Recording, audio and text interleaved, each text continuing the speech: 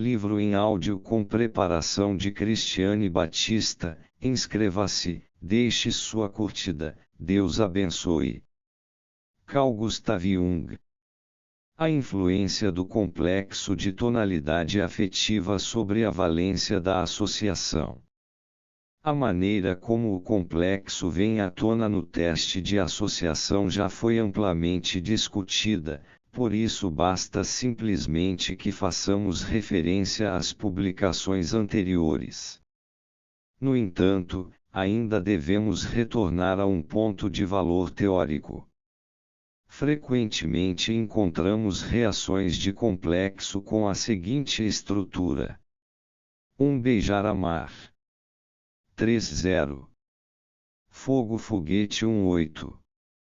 2. Desprezar alguém 5.2. Dentes 2.4. 3. Amigável amável 4.8.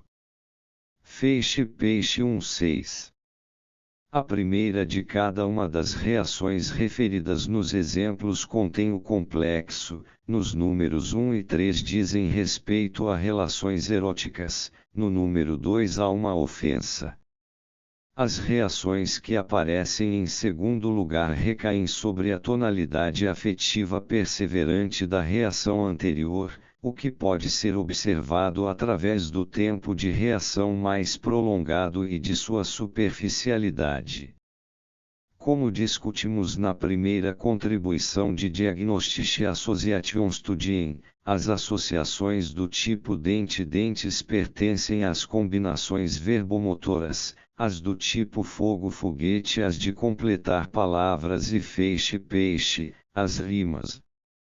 De acordo com os resultados das investigações, as combinações verbomotoras e as reações sonoras certamente aumentam quando ocorre um desvio da atenção. Desde que haja redução da atenção, aumenta a superficialidade das associações, diminuindo, portanto, sua valência.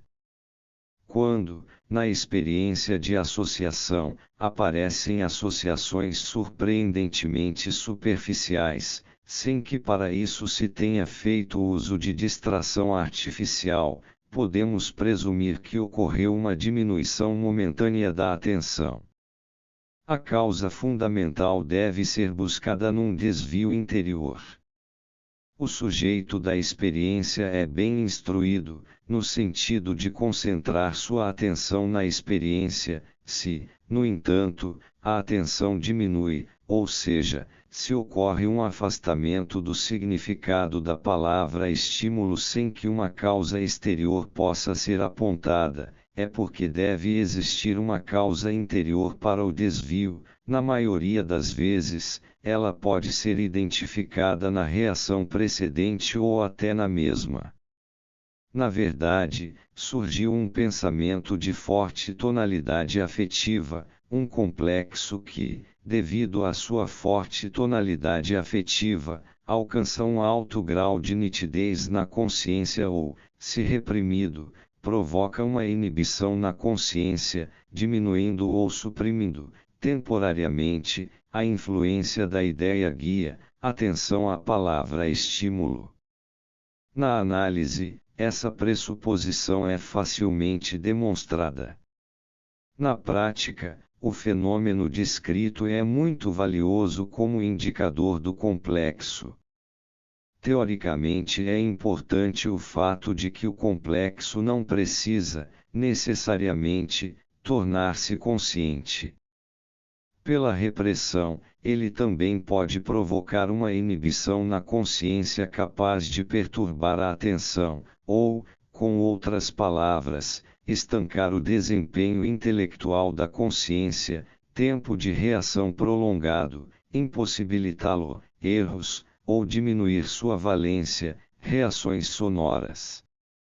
A experiência de associação mostra apenas efeitos em pormenor, enquanto a observação clínica e psicológica mostra os mesmos fenômenos em grande escala. Um complexo forte, por exemplo, uma preocupação torturante impede a concentração, sentimos-nos incapazes de romper o seu círculo e dirigir nossa atividade e interesse para outro campo. Ou ainda, se tentamos fazê-lo, por exemplo, para esquecer as preocupações, conseguimos apenas durante pouco tempo e o fazemos sem empenho total, sem saber momentaneamente que o complexo impede a plena dedicação a essa tarefa. Sucumbimos a todas as inibições possíveis, fragmentos do complexo surgem nas pausas do pensamento, privação de pensamento na dementia praecoce, gerando distúrbios característicos no desempenho intelectual, como na experiência de associação, cometemos lapsos na escrita segundo as regras de Miring e Mayer, fazemos condensações, perseverações, antecipações etc., e, em particular, os erros observados por Freud, cujo conteúdo revela o complexo determinante. Os lapsos na fala aparecem em lugares críticos, ou seja, onde pronunciamos as palavras que possuem um significado para o complexo. Cometemos lapsos na leitura nos lugares do texto em que acreditamos ler palavras do complexo, geralmente, as palavras do complexo aparecem no campo de visão periférico, Bleuler. Em meio a nossas ocupações, muitas vezes, nos flagramos cantando ou assobiando distraidamente uma melodia. Em geral, a letra dificilmente lembrada é uma constelação do complexo, ou quando balbuciamos um termo técnico ou uma palavra estrangeira, que se refere ao complexo. Muitas vezes nos vemos obsessivamente perseguidos por uma melodia ou uma palavra que constantemente nos foge, tudo isso traduz uma constelação do complexo. Ou então rabiscamos no papel ou numa mesa sinais facilmente relacionados ao complexo. Sempre que os distúrbios do complexo se exprimem em palavras, podemos perceber deslocamentos por similaridade sonora ou combinações fraseológicas. Indico aqui particularmente os exemplos dados por Freud.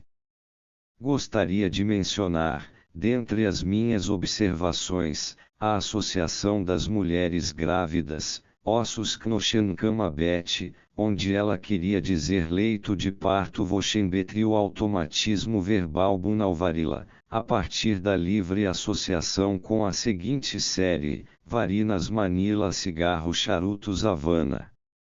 Na verdade, eu me havia esquecido dos fósforos e por isso deixei um charuto aceso para depois acender um bom charuto Havana. A palavra Bunalvarila surgiu justamente no momento em que o charuto estava a ponto de se apagar. Mais adiante, a associação de Morgenrock com Taganrog, palavra que aparecia obsessivamente no discurso de uma senhora a quem o marido recusara um novo hobby.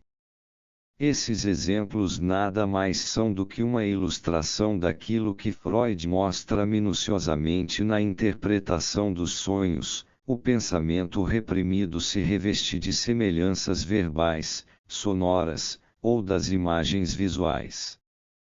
Os melhores exemplos de deslocamento encontramos nos sonhos. Como podemos perceber na análise freudiana, os automatismos melódicos escondem um rico material de substituição. Certa vez, durante uma conversa alegre e divertida, alguém afirmou que, para o casamento, deve-se escolher uma mulher orgulhosa. Outro participante, um senhor que tinha recentemente se casado com uma mulher conhecida por seu orgulho, assobiou baixinho uma famosa melodia popular.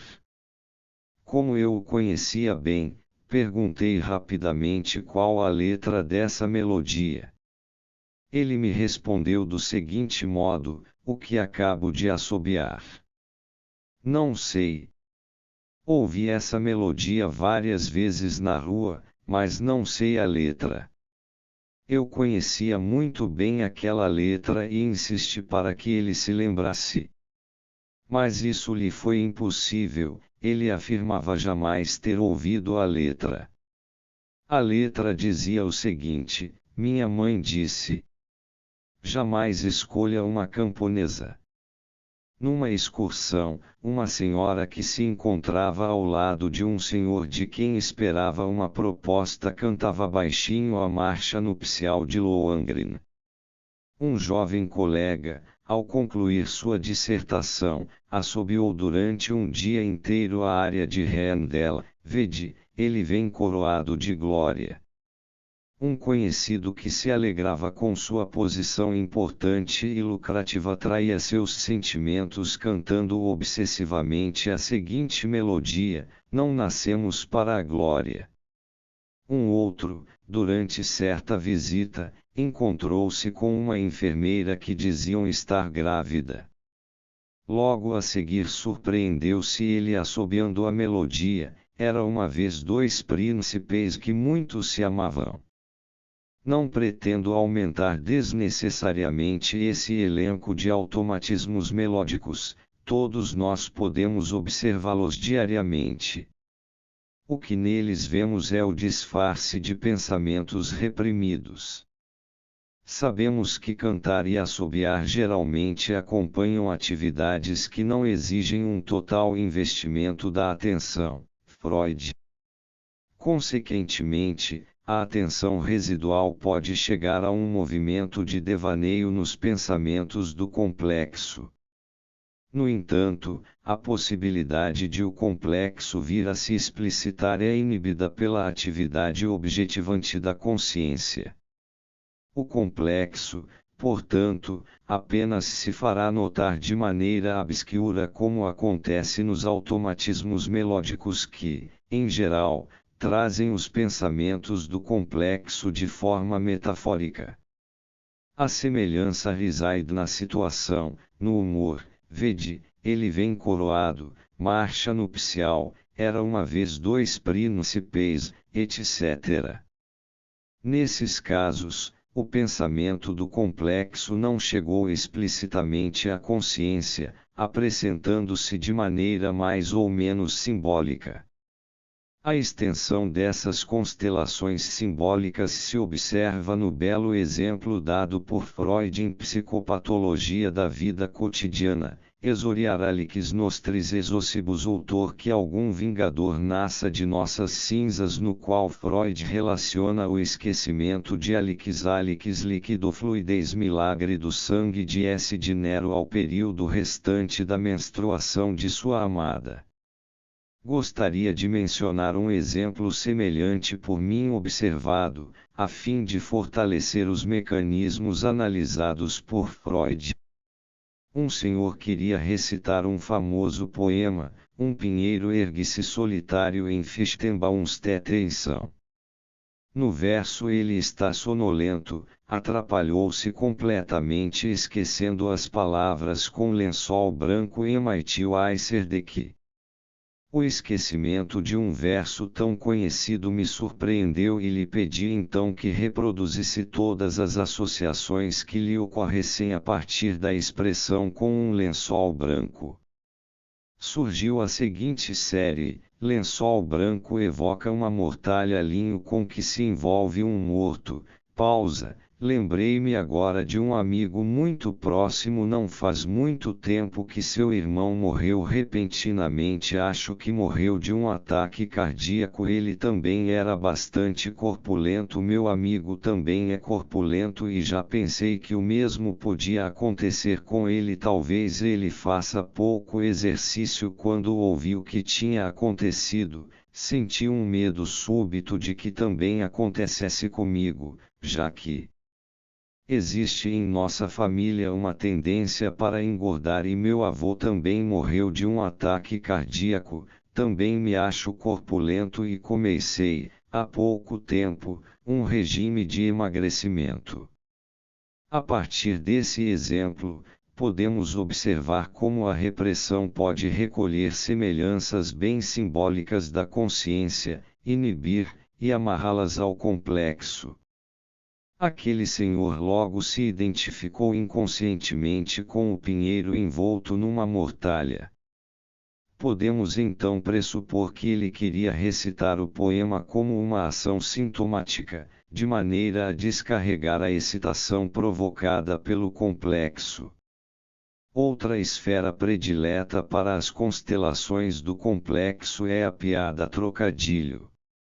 Existem pessoas que possuem um talento especial neste ramo. Conheço algumas delas com complexos muito fortes a reprimir. Gostaria de exemplificar o que acabo de dizer com um caso simples, mas representativo. Numa festa havia um senhor que fazia muitos trocadilhos, alguns bons, outros ruins. No momento em que serviram laranjas orange, ele disse: "Orange manifestação de manobra." Um outro senhor, que discutia com obstinação a teoria da constelação do complexo, falou: "Doutor, veja só, o senhor bem poderia supor que o senhor X pensa em viajar." O senhor X disse então espantado: "Mas é justamente isso, ultimamente venho pensando em viajar, mas ainda não pude." Ele pensava em viajar especialmente para a Itália, por isso a constelação a partir de laranja, pois havia recebido recentemente uma caixa de laranjas que um amigo lhe enviara da Itália. Certamente o significado do trocadilho não era, de forma alguma, consciente, no momento em que ele o fez. Aliás, a constelação do complexo é obscura e deve ser obscura. Os sonhos também se estruturam segundo os modos de expressão simbólica do complexo reprimido, tal como vimos nesses exemplos. Na verdade, encontramos os mais belos exemplos de expressão por semelhança de imagens nos sonhos. Freud reconhecidamente abriu um novo horizonte para a análise dos sonhos. Espero que a psicologia logo venha a perceber esta verdade que lhe traria enormes benefícios. Nessa perspectiva, a interpretação dos sonhos de Freud é fundamental no que concerne ao conceito de expressão por semelhança de imagens, tão importante na psicologia da dementia precoce. Devido à importância da expressão simbólica para a psicologia da dementia precoce, não seria supérfluo acrescentar algumas análises de sonhos, descritas no capítulo 8 de Diagnostic Association Studien. Um amigo narrou-me este sonho: vi cavalos serem içados com grossas cordas a uma certa altura. Um deles, forte e castanho, estava sendo estrangulado pelas cordas e içado como um fardo. Este chamou-me particularmente a atenção, quando, de repente, a corda arrebentou e o cavalo espatifou-se na rua. Ele deveria estar morto. No entanto, logo se pôs de pé, galopando para longe. Nesse momento, percebi que o cavalo arrastava um pesado tronco de árvore e me admirei de ele, não obstante, avançar com tamanha velocidade. Evidentemente estava assustado e poderia, por isso, provocar um desastre. Eis então que apareceu um homem montado num cavalo pequeno cavalgando lentamente à frente do cavalo assustado que, assim, moderou o passo. Continuei temendo que o cavalo pudesse esmagar o cavaleiro, quando surgiu um coche que, no mesmo passo, seguia à frente do cavalo, diminuindo mais a velocidade do cavalo assustado. Pensei então: agora está tudo bem, o perigo já passou. Escolhi com meu amigo alguns pontos isolados do sonho e lhe pedi para dizer o que lhe ocorria: o içamento do cavalo. Ele disse que tinha a impressão de que os cavalos eram içados para um arranha-céu como que empacotados, fazendo lembrar os cavalos que descem para as minas, a fim de serem usados no trabalho. Recentemente, X tinha visto na revista Vogue o retrato de um arranha-céu em construção. O trabalho era feito a uma altura vertiginosa e pensou como deveria ser penoso esse trabalho que ele não gostaria de fazer. Tentei analisar essa estranha imagem de um cavalo içado para um arranha-céu. Ele declarou que o cavalo estava sendo estrangulado pelas cordas, como parece acontecer com os que são utilizados no trabalho das minas. A foto da revista lhe chamou especialmente atenção para o modo como se trabalha numa altura vertiginosa. E assim que os cavalos devem trabalhar nas minas. Talvez a expressão trabalho nas minas provenha da condensação de dois pensamentos do sonho: montanha, exprimindo altura, e mina, exprimindo trabalho. Perguntei-lhe então quais as ideias que lhe ocorriam com a palavra montanha. X logo se confessou um alpinista apaixonado e que, justamente na época do sonho, sentiu um grande prazer numa escalada e em viajar, de maneira geral. Sua esposa, no entanto, teve muito medo e não quis deixá-lo ir sozinho. Ela não podia acompanhá-lo porque estava grávida. Por esta razão, ele teve de abdicar de uma viagem planejada para a América, arranha-céu, e, nessa circunstância, eles perceberam que a presença de crianças tornava muito mais difícil qualquer viagem e eles não mais conseguiriam ir a parte alguma. Antes, os dois gostavam muito de viajar e viajavam bastante. Ter de abdicar da viagem para a América significou para X algo muito desagradável, pois como ele mantinha relações comerciais com aquele país, sempre esperou poder estabelecer novos e importantes negócios através de uma viagem pessoal. Nessa esperança, ele fez planos ambiciosos e lisonjeiros para o futuro, embora bastante veigos. Façamos um rápido resumo do que foi dito até aqui. Montanha pode ser interpretado como altura, escalar montanhas igual chegar às alturas, mina igual trabalho. Tudo isso poderia ter o seguinte sentido: pelo trabalho chega-se às alturas. No sonho, a altura é ressaltada de maneira especialmente plástica pela vertigem do arranha-céu, localizado predominantemente na América, lugar onde se encontrava o alvo de certas expectativas de meu amigo. A imagem do cavalo que, evidentemente, se associa ao conceito de trabalho, parece uma expressão simbólica para trabalho pesado, pois o trabalho num arranha-céu, para onde o cavalo é içado, deve ser muito pesado, tão pesado quanto o trabalho realizado pelos cavalos que descem as minas. Além disso, a expressão trabalhar como um cavalo é de uso comum.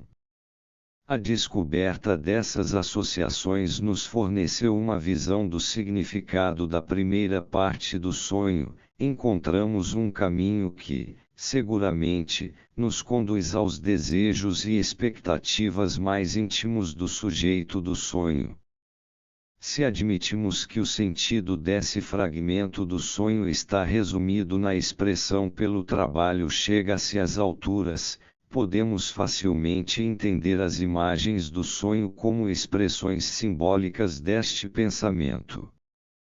As frases iniciais do sonho são as seguintes: vi cavalos serem içados com grossas cordas a uma certa altura. Um deles, forte e castanho, estava sendo estrangulado pelas cordas e içado como um fardo.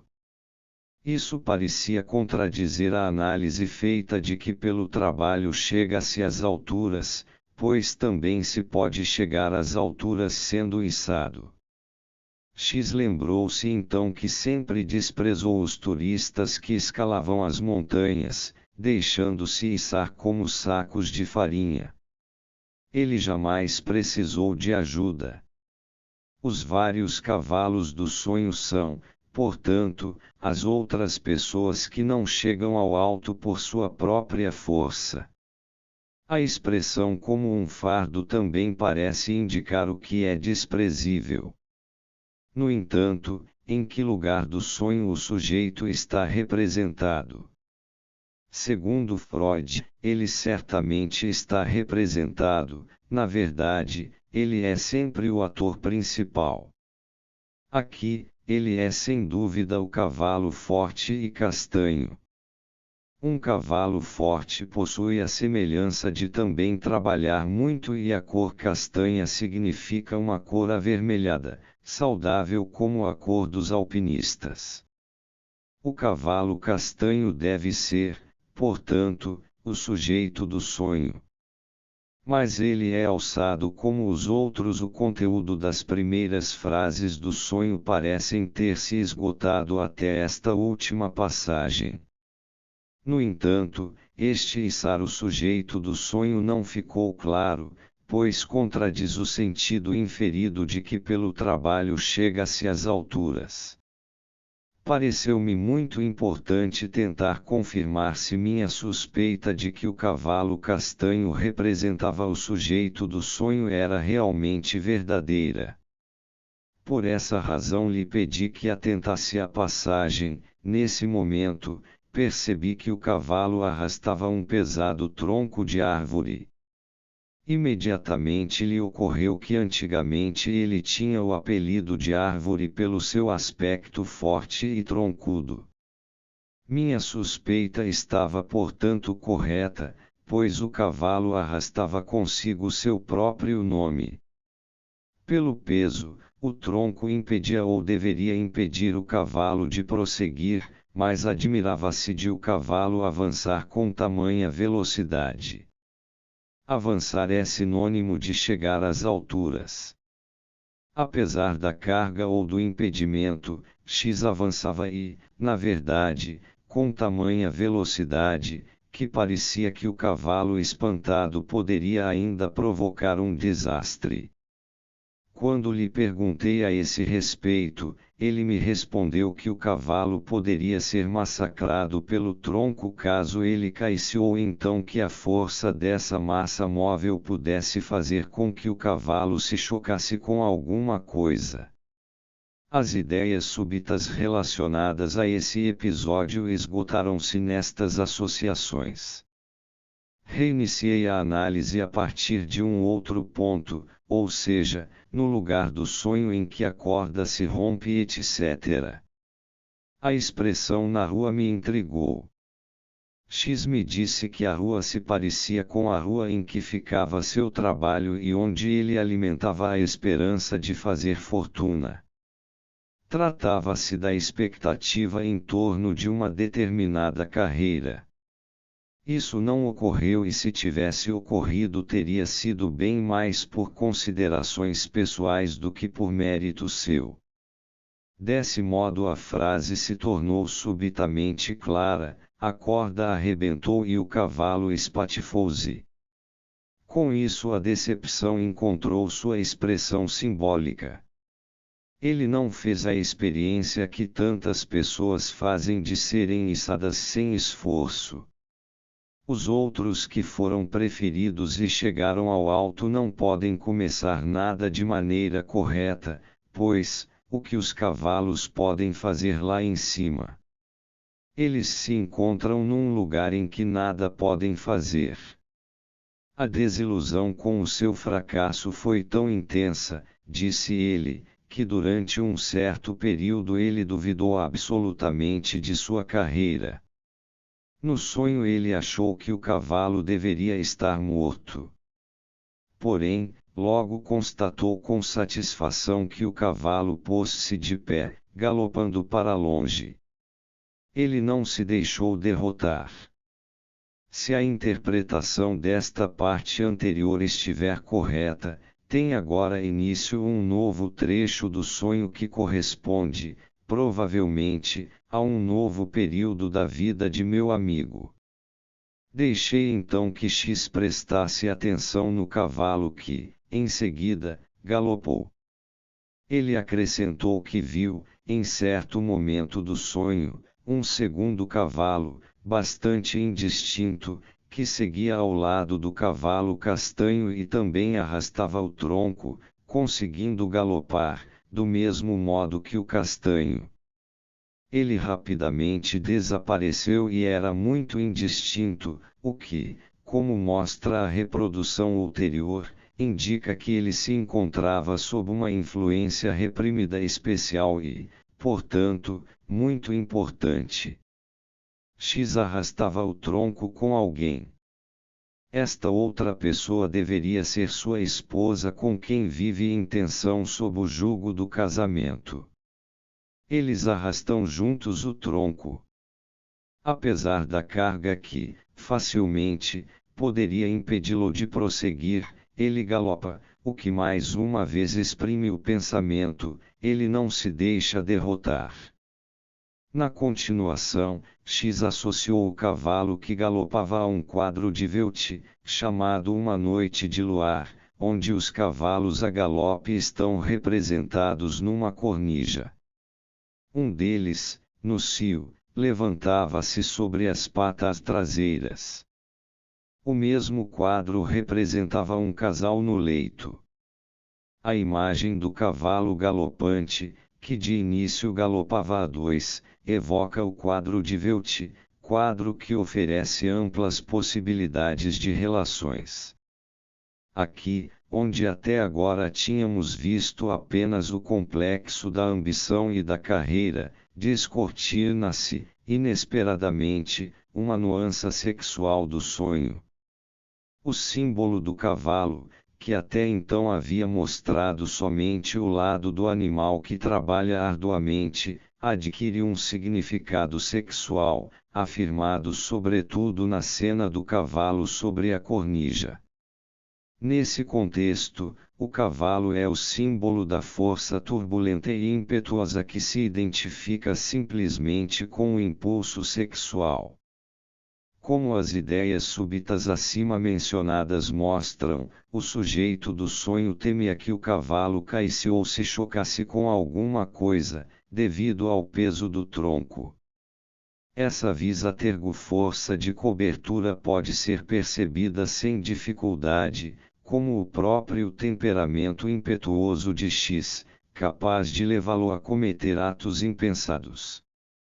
O sonho continua. Eis que apareceu um homem montado num pequeno cavalo, cavalgando lentamente à frente do cavalo assustado que, assim, moderou o passo. Seu ímpeto sexual foi, portanto, freado. X descreveu o cavaleiro como sendo parecido, nas roupas e aparência, com o seu superior. Isso combina com a primeira interpretação do sonho. O superior modera a velocidade do cavalo, o que significa, com outras palavras, que impede o avanço excessivamente acelerado do sujeito do sonho, enquanto se mantém à sua frente. Precisamos investigar se o pensamento sexual, anteriormente descoberto, ainda é desenvolvido mais adiante. Talvez a expressão intrigante um pequeno cavalo esconda alguma coisa. X disse que o cavalo era pequeno e gracioso como um potrinho e com isso se lembrou de sua juventude. Quando era rapaz, viu uma mulher em estado avançado de gravidez, usando umas anquinhas que eram moda naquele tempo. Essa cômica visão parecia necessitar de uma explicação e ele perguntou à sua mãe se a mulher estava usando um pequeno cavalo sob as roupas. Ele havia pensado num cavalinho como se vê geralmente no carnaval ou no circo e que se costuma afivelar em volta do corpo. Desde então, cada vez que via uma mulher grávida, costumava se lembrar da hipótese infantil. como vimos anteriormente, sua mulher estava grávida. A gravidez constituía um impedimento para a viagem. O ímpeto que entendemos como ímpeto sexual é, portanto, freado. Assim, este trecho do sonho significa: a gravidez da mulher impõe restrições ao marido. Esse pensamento que agora nos parece de modo tão claro encontra-se fortemente reprimido e sutilmente escondido na teia do sonho que, num primeiro momento, parece ser inteiramente composta pelos símbolos de ascensão impetuosa de sua vida profissional. No entanto, a gravidez não constitui razão suficiente para uma restrição, já que o sujeito do sonho teme que o cavalo esmague o cavaleiro. Surge então um coche que, no mesmo passo, segue à frente, reduzindo a marcha do cavalo. Quando perguntei a X quem estava sentado no coche, ele se lembrou de que eram crianças. No entanto, as crianças estavam sob certa repressão, pois o sujeito do sonho pôde apenas lembrá-las quando lhe perguntei a esse respeito. Era uma carroça cheia de crianças, como ele disse numa expressão coloquial. A carroça cheia de crianças inibe sua impetuosidade. O sentido do sonho é agora totalmente claro e exprime resumidamente o seguinte: a gravidez da mulher e o problema de muitas crianças impõem restrições ao marido. Este sonho satisfaz um desejo, pois apresenta a restrição como já realizada. Exteriormente, o sonho, como qualquer sonho, parece não ter sentido. Contudo, em sua camada mais superficial, ele já indica claramente a expectativa e decepção relacionadas a uma carreira promissora que, no íntimo, porém, esconde uma questão pessoal fundamental, acompanhada, provavelmente, de sentimentos bastante dolorosos. Durante a análise e interpretação dessa tessitura do sonho, omite a presença constante de ricas combinações, inúmeras combinações analógicas, semelhanças de imagens, representações simbólicas das frases etc. Um exame minucioso das observações feitas deve necessariamente indicar essas características do pensamento mitológico. Gostaria somente de enfatizar que a multiplicidade de sentidos das imagens isoladas do sonho, em Freud, a sobredeterminação, é um sinal da obscuridade e indefinição do pensamento do sonho.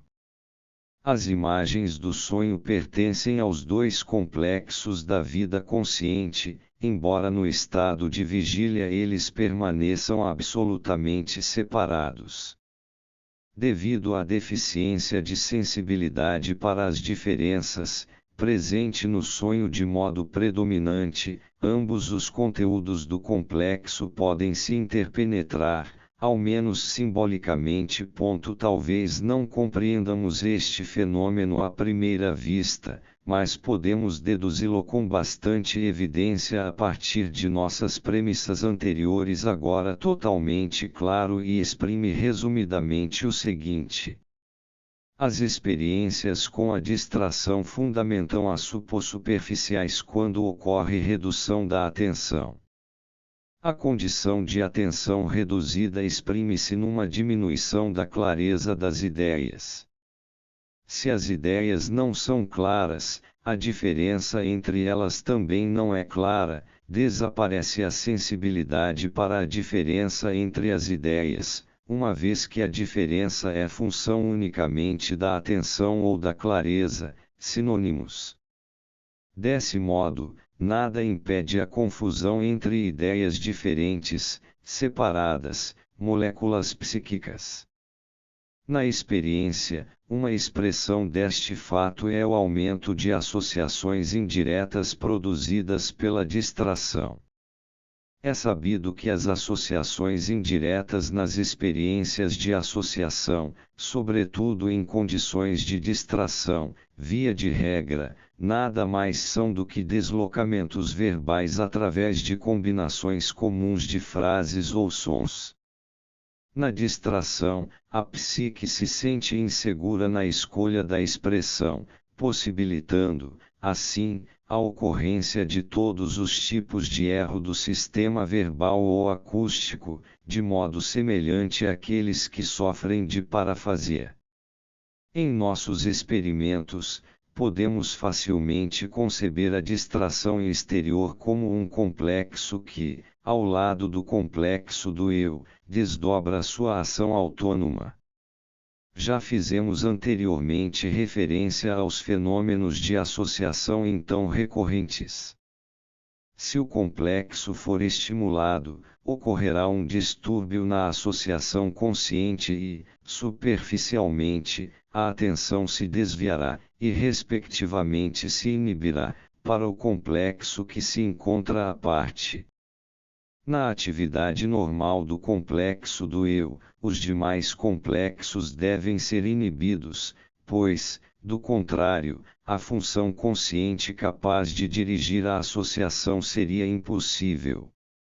Assim podemos perceber que o complexo apenas se torna indiretamente visível pelas associações sintomáticas, e ações sintomáticas, obscuras, que possuem um caráter mais ou menos simbólico.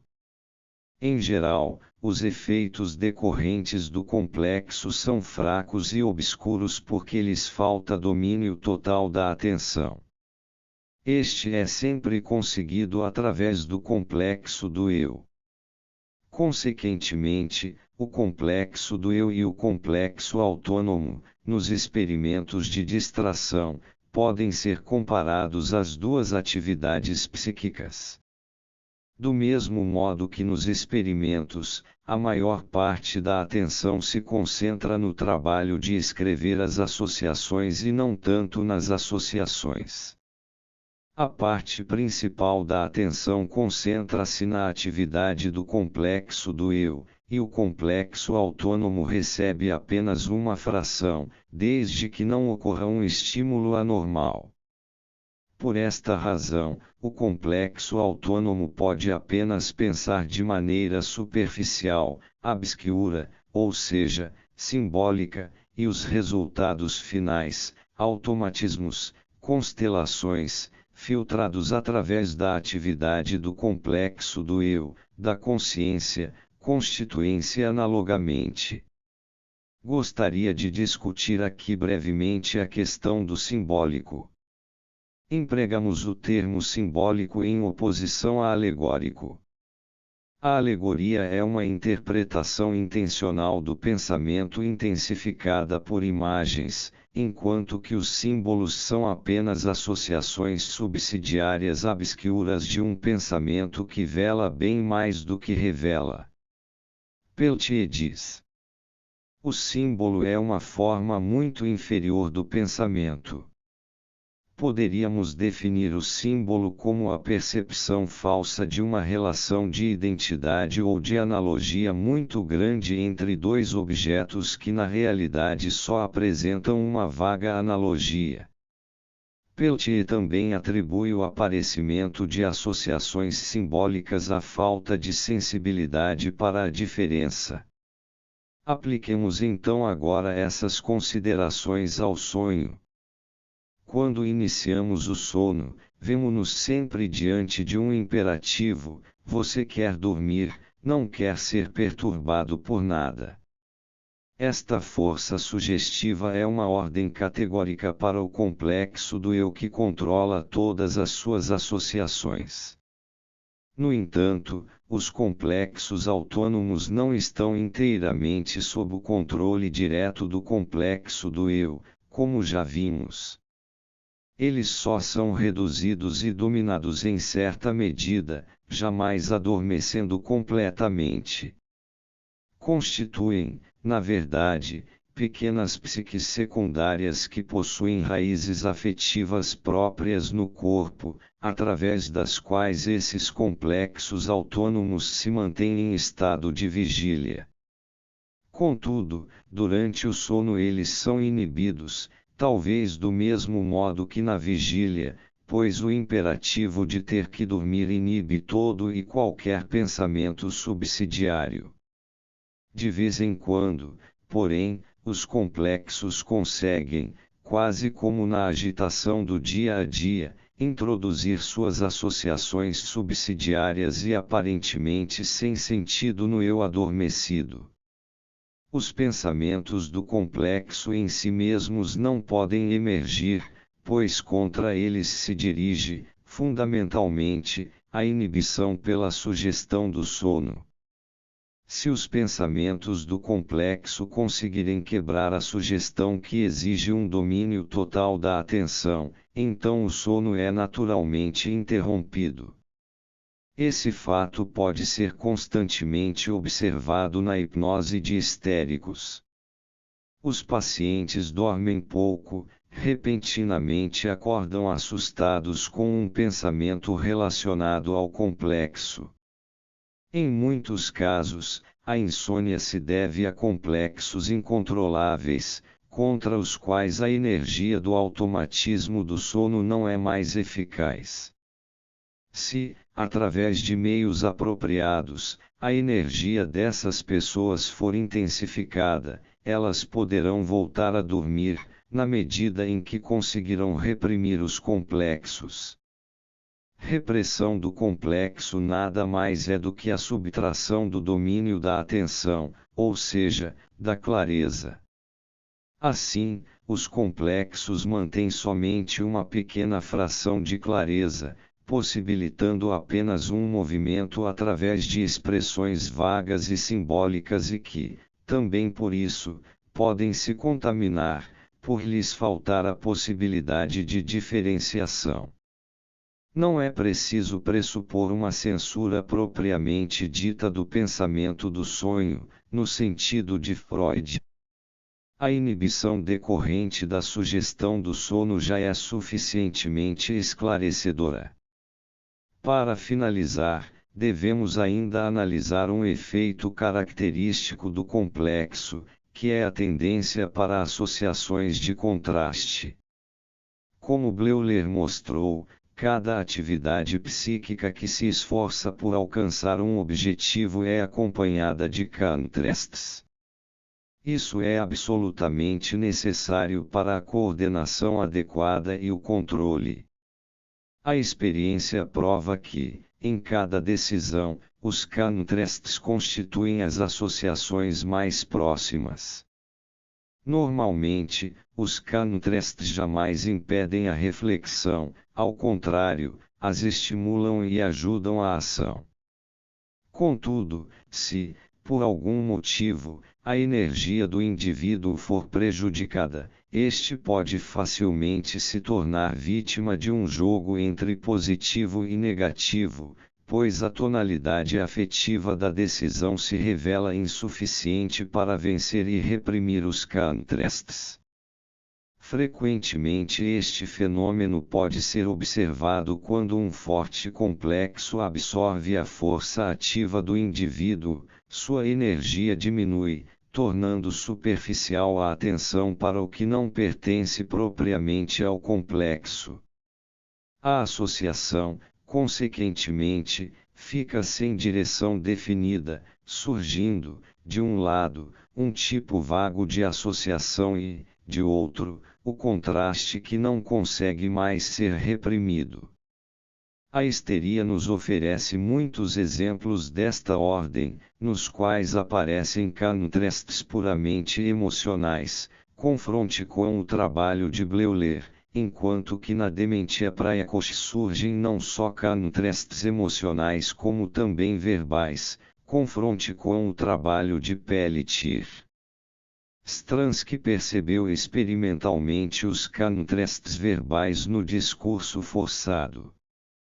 Agora restam-nos apenas algumas observações de ordem geral, referentes aos capítulos 2 e 3, no que diz respeito às espécies de complexos e sua marcha. Todo acontecimento afetivo se torna um complexo.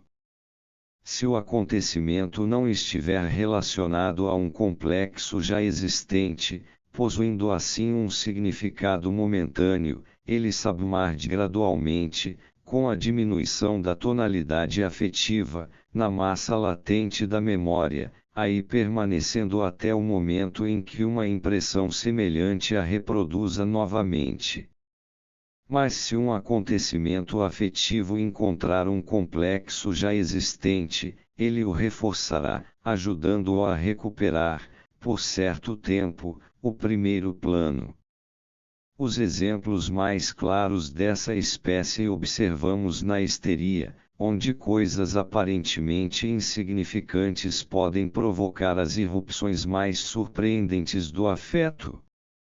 Nesses casos, a impressão despertou, direta ou simbolicamente, o complexo que estava reprimido de modo insuficiente, produzindo uma tempestade do complexo que, se considerarmos a pouca importância do acontecimento, geralmente parece desproporcional. Por isso não estranha que a maior parte dos complexos seja de natureza erótico-sexual, como também a maior parte dos sonhos e histerias. Sobretudo nas mulheres, onde a sexualidade se encontra no centro da vida psíquica, praticamente não existe um só complexo que não esteja relacionado com a sexualidade. É neste sentido que a significação do trauma sexual, considerada por Freud como universal, deve ser analisada na histeria.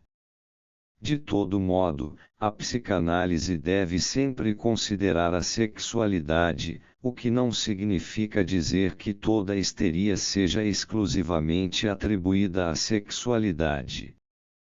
Qualquer outro complexo forte pode ser evocado naqueles que costumam revelar sintomas histéricos. Ao menos assim parece.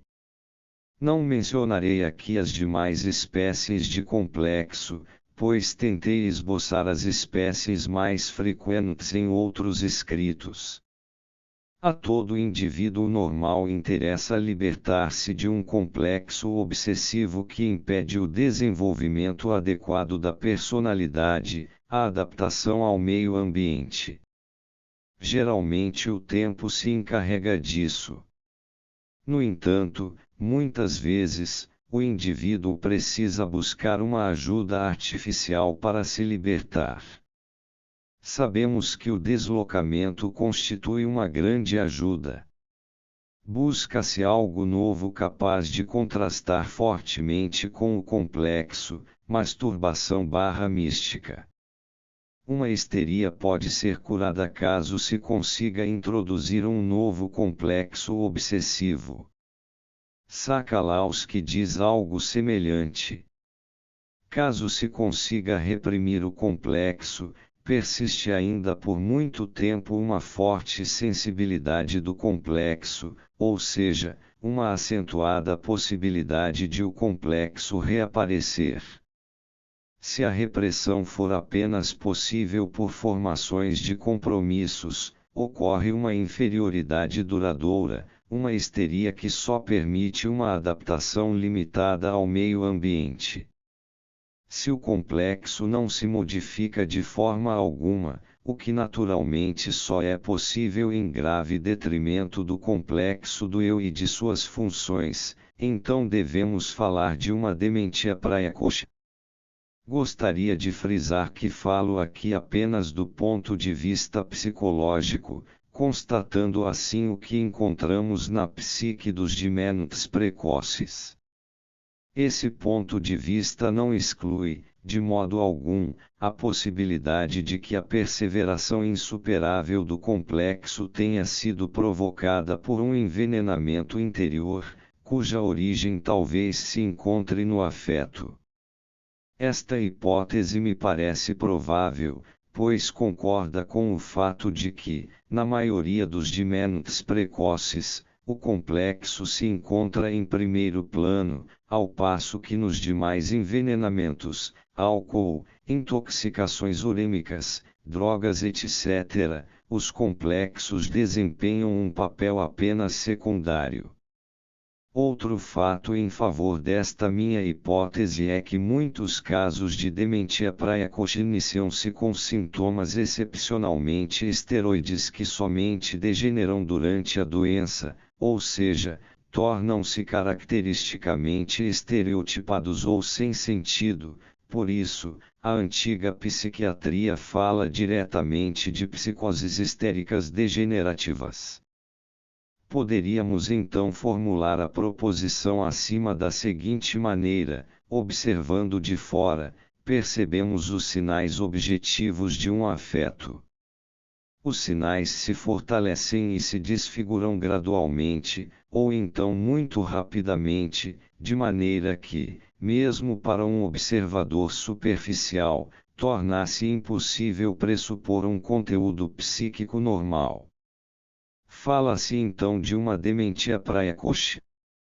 Quem sabe, futuramente, uma química ou anatomia mais perfeitas comprovarão as anomalias metabólicas objetivas ou os efeitos tóxicos a ela associados. Observando-se de dentro, o que é possível apenas por complexas inferências analógicas, percebemos que o sujeito não consegue mais se libertar psicologicamente do complexo, associando tudo a ele e deixando que todas as suas ações sejam por ele controladas.